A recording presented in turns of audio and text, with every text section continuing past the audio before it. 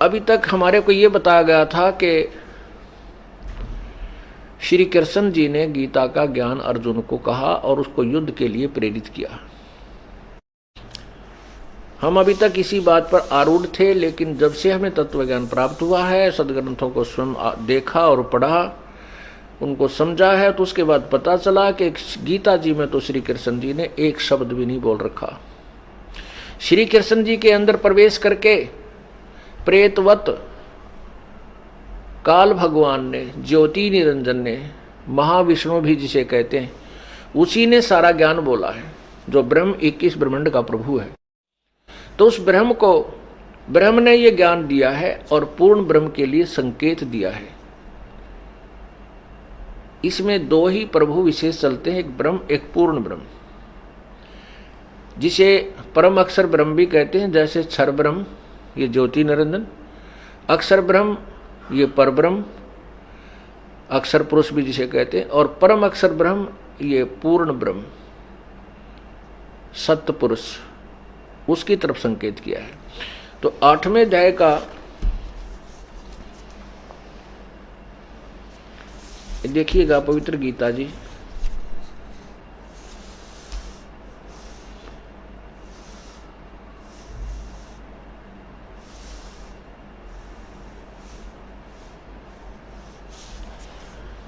अब 7वें अध्याय का 29वां श्लोक आपको दिखाते हैं।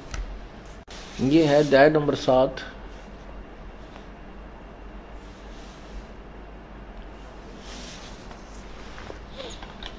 ये है अध्याय नंबर 7 का श्लोक नंबर 29। इसके अंदर लिखा है, जरा मरण मोक्षाय माम आश्रित्य यतन्ति ये ते ब्रह्म तत्व विदु। ये ब्रह्म तत्व, इसको तत्व ब्रह्म भी बोलते हैं। ते ब्रह्म तत्व यानी तत्व ब्रह्म विदु कृष्णम अध्यात्मम कर्म च अखिलम। यहां देखो,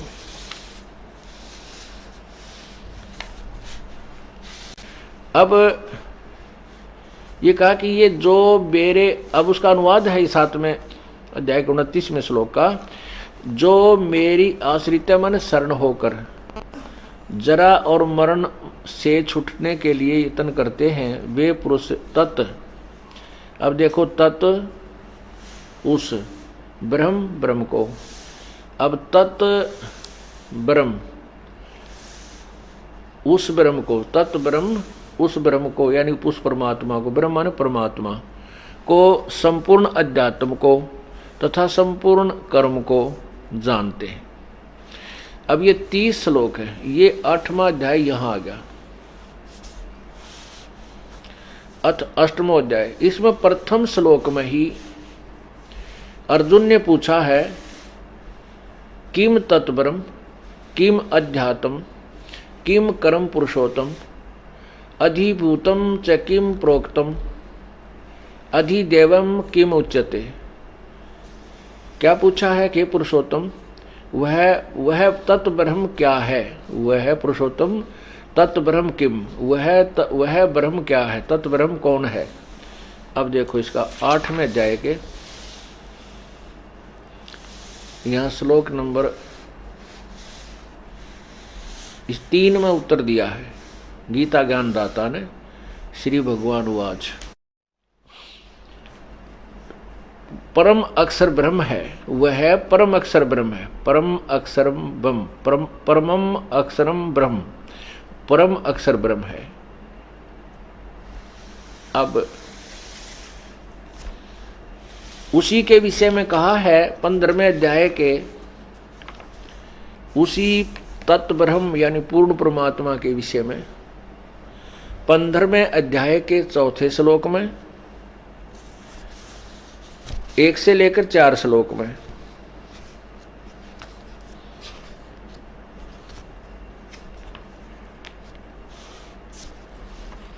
स्पष्ट करते हुए 4थे श्लोक में कहा है,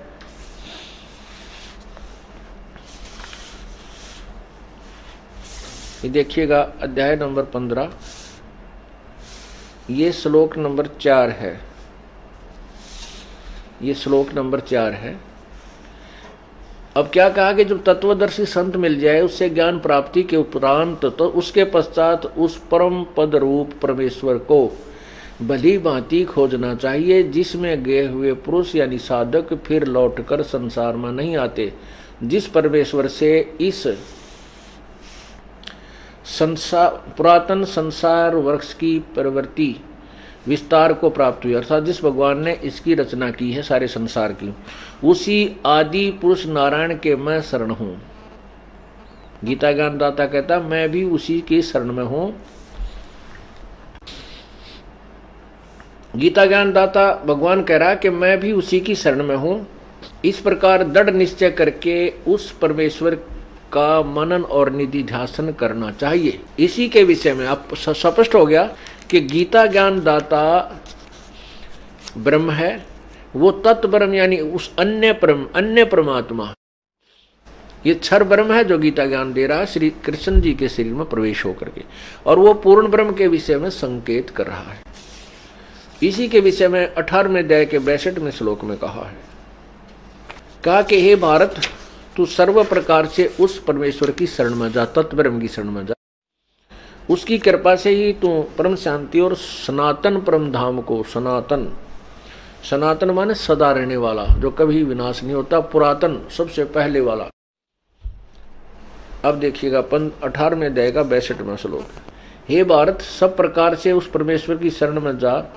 उस परमात्मा की कृपा से ही तू परम शांति को, सनातन परम धाम को प्राप्त होगा। शाश्वतम स्थानम, सदा रहने वाला यानी सत्य, शाश्वतम माने सत्य, और सदा परम धाम माने स्थानम माने धाम, सतधाम सतलोक को प्राप्त होगा।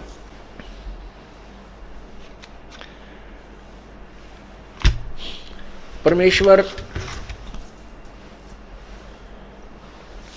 कबीर परमेश्वर जी